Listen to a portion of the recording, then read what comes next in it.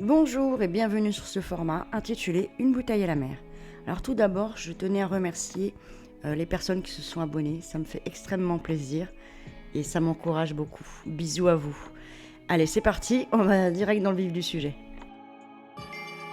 Il était une fois Brian et Bruce Reimer, deux petits garçons jumeaux nés au Canada en 1965.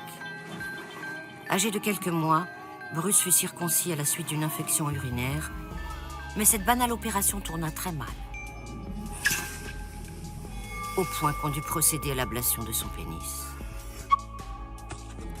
John Money était un psychologue et sexologue réputé, un chercheur reconnu de la prestigieuse Johns Hopkins University de Baltimore. C'est peut-être le goût de la gloire et de la célébrité qui le poussa à se livrer à une bien curieuse expérience qui aurait pu faire pâlir d'envie le docteur Frankenstein. Il proposa de transformer Bruce en fille. Bruce fut castré et subit une opération pour donner une forme féminine à ses organes génitaux mutilés. Bruce fut rebaptisé Brenda et élevé comme une fille, avec des rubans dans les cheveux et des soquettes roses. Il fut demandé aux parents de garder secret ce changement de sexe. Brenda ne devait jamais savoir qu'elle fut Bruce à la naissance. Comme d'autres universitaires des années 60, John Money croyait et voulait prouver que toutes les différences de comportement entre garçons et filles étaient le résultat d'un apprentissage. On ne naît pas femme, on le devient. Voilà bien une assertion prise au premier degré. Pendant plusieurs années, John Money publia des rapports sur l'évolution de Brenda, décrivant chez elle un développement féminin parfaitement réussi. Le prétendu succès de la réassignation en fille du jumeau, largement diffusé dans les publications scientifiques, fit de John Money une figure incontestée du monde médical et eut comme conséquence la légitimation d'un protocole redoutable, soutenu par toute une armada de psychologues, de psychiatres, de chirurgiens et d'endocrinologues. Si ton pénis n'est pas à la bonne longueur, un peu différent ou accidenté, schlac, on te le coupe et on te transforme en fille. Et c'est ainsi que furent traités des centaines, des milliers d'intersexes de par le monde. Mais revenons à Brenda, car les années passent. Brenda se mit à péter les plombs avec des poussées suicidaires. Elle ne supportait plus ce curieux docteur Money qui la suivait depuis son plus jeune âge, scrutait le moindre détail de son évolution et de son anatomie, et la harcelait de questions pour savoir si elle préférait les poupées ou les trains électriques. Tant et si bien que sa famille arrêta le suivi.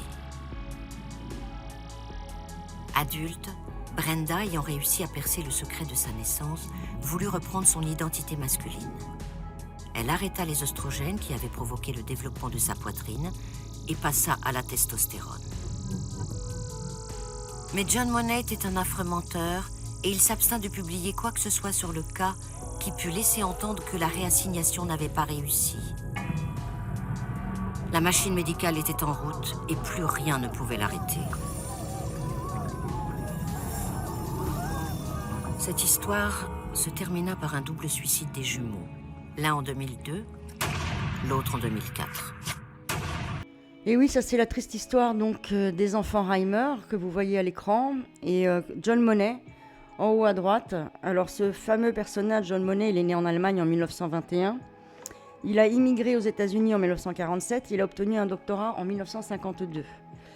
Le fondateur de la théorie du genre, ce détraqué mental qui a sacrifié des tas d'enfants, et où il y a eu aussi beaucoup de témoignages d'abus sexuels parce qu'il était aussi pédophile, comme ça la boucle est bouclée.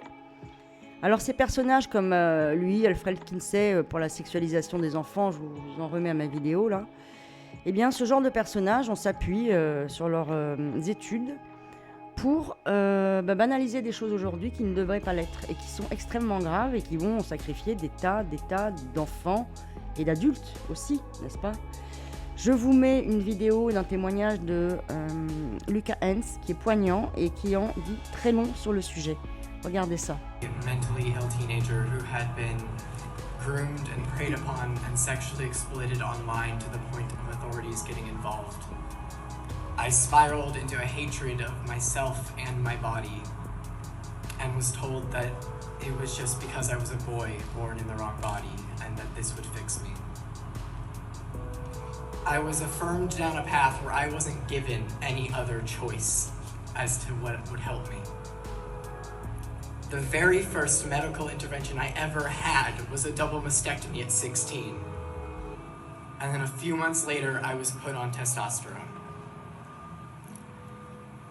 I'm now 21, and I will live with the impacts of that so-called care for the rest of my life. In the past 4 or 5 months, I have watched as my body has fallen apart in front of me, my joints constantly hurting, my vocal cords aching, watching as parts of me atrophy away before my very eyes. And yet at 16, they looked me in the eyes and they told me this was care. They told me it would save me. Despite the fact I was never suicidal, my parents were baited with the idea of, would you rather have a dead daughter or a living son? Bullied into going along with it, their biggest crime being trusting those who they thought took an oath to do no harm. It's not about hate detransitioning, it never has been. It's about keeping kids whole. I've worked with children, I've seen them explore the world, and I've seen that magic that they have. And doing something like transitioning them takes that away. How can you look me in the eyes and tell me that a child can consent to being changed to an experimental medical industry before they're even old enough to drive or understand the impacts of what that means in the first place? Kids deserve to be kids. They deserve to get to explore the world as a safe and loving place. Voilà mes amis, cette bouteille à la mer va se terminer là. Je vais vous laisser avec une petite vidéo rigolote pour alléger un peu celle-ci.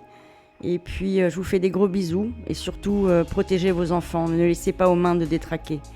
C'est l'avenir de notre pays, c'est ce qu'on a de plus cher. Je vous fais des gros bisous à vous, à bientôt. Il faut avoir la foi et croire en Dieu, mon grand. Tu sais que s'il n'existe pas, ça fait 4-20 ans que tu parles tout seul comme un con.